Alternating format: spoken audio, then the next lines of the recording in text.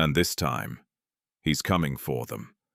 But before Peter makes his next move, the hunt for him has already begun. A black Mercedes speeds through the city. Inside the car, Octomon sits calmly. Next to him, the girl. The same girl who failed to kill Peter. The same girl he chose to spare.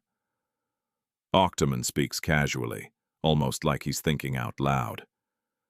Soon enough, the bounty on Peter will be officially announced. His voice is calm, confident.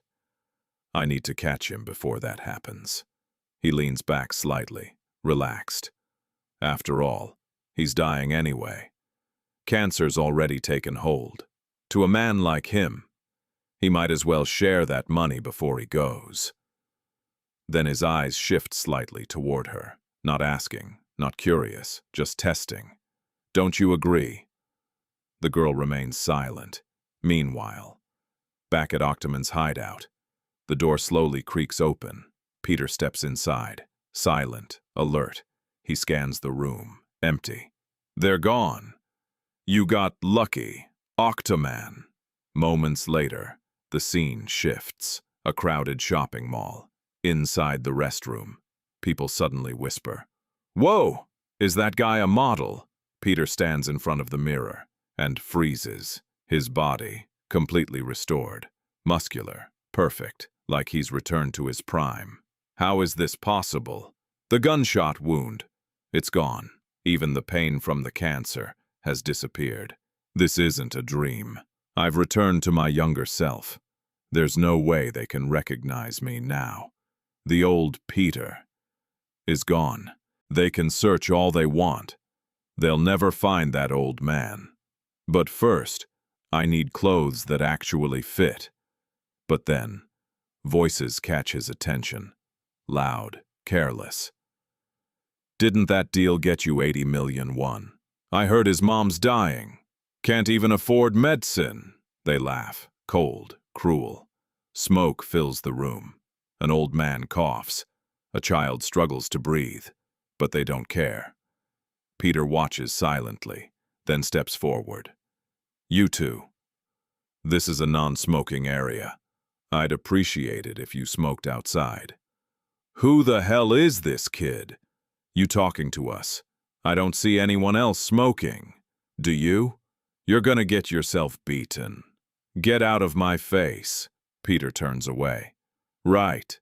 I shouldn't waste my time. They laugh behind him. That kid's got guts. Then, click. The door locks. No one in, no one out. Peter turns back. So I won't waste my time.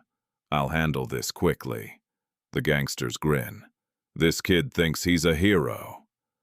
Peter rolls up his sleeves. Calm, controlled. I'm going to teach you a lesson in how to treat your elders. The fat man snaps first. I'm sick of your attitude, kid. He raises his hand to strike. Get over here, you little... But before he can even finish the sentence, Peter moves, a blur. One strike to the neck, one to the chest, one to the sternum. 3 hits in less than a second. The man's body freezes. Then, his breath explodes out of him. His eyes roll back, and he collapses instantly, unconscious. The second gangster freezes. What the hell? He pulls out a knife. Do you even know who I am? Peter doesn't react. I don't know who you are, but I do know what kind of knife you're using. The man hesitates. What?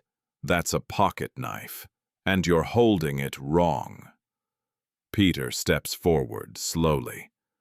Swinging it like that is a good way to lose your fingers.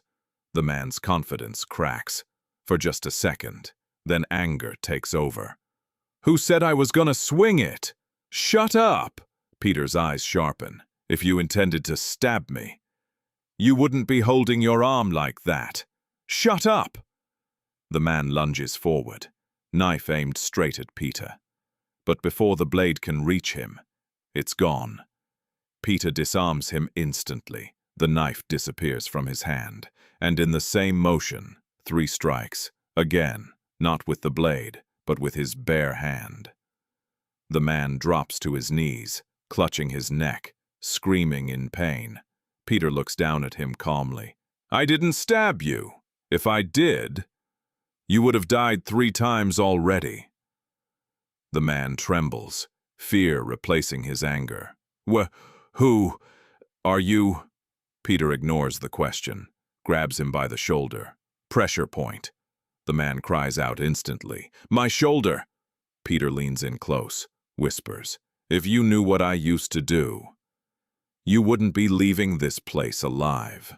Silence. "Understood." The man nods frantically, then collapses, his body shaking. A dark stain spreads beneath him. Peter glances down. "Looks like those pants are ruined." The man freezes, realizing too late. Peter turns away. "No more illegal business." "Understood." Moments later. Peter checks his phone. His expression darkens instantly. "All my money is gone. 0. After 50 years of service, nothing remains."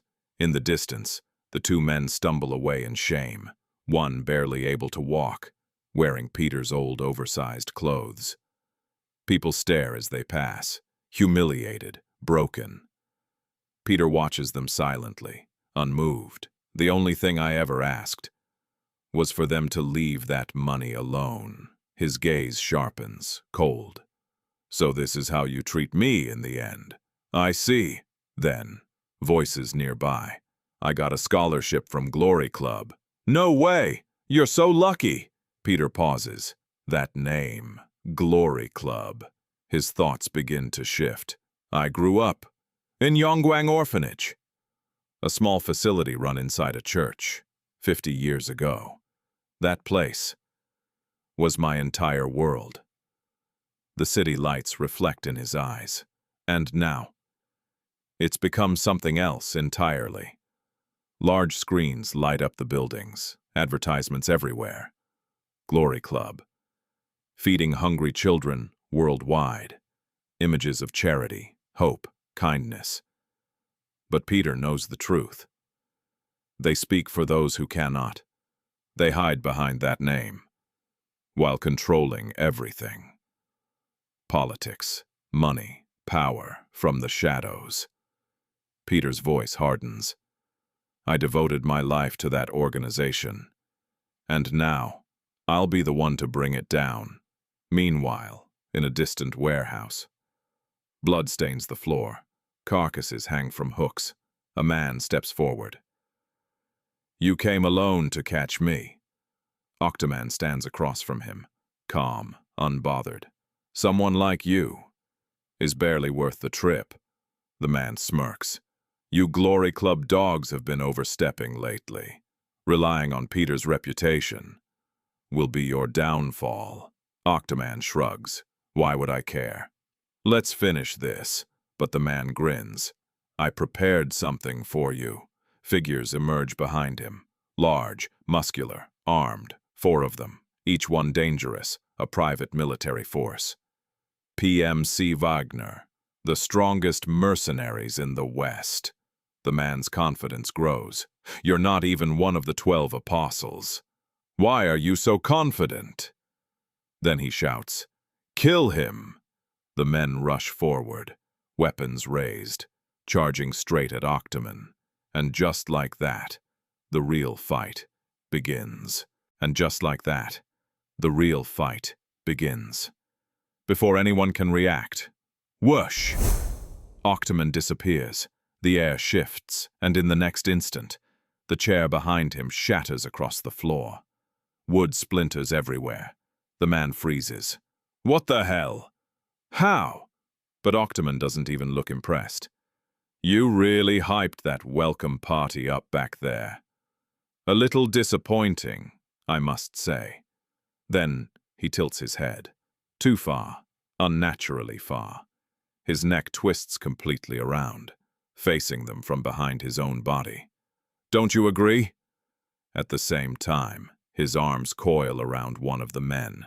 Bones crack, limbs twist. The man screams as his body bends in ways it never should.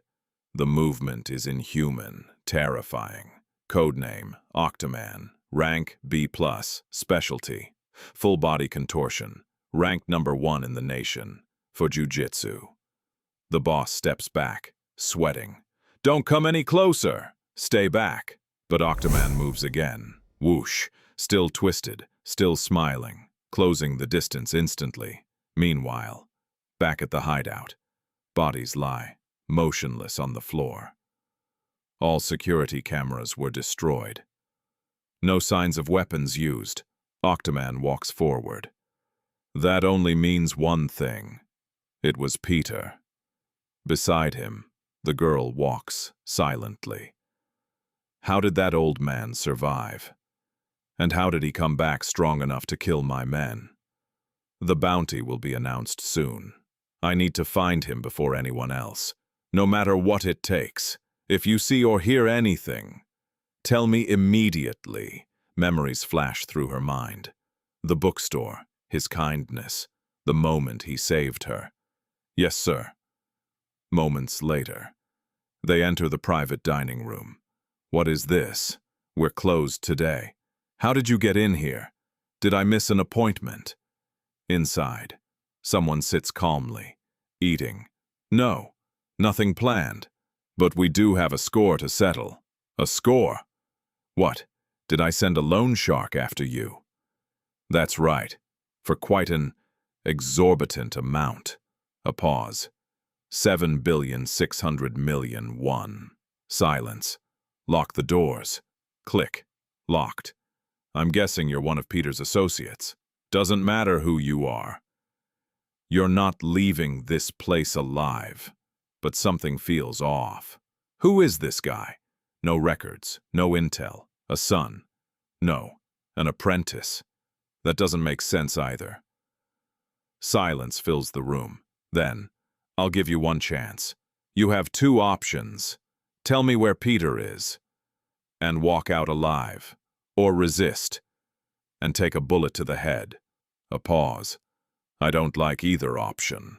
You know, everyone who hears what I'm about to say never lives to tell the story. How about a third option? Then, he looks directly at him. I am Peter.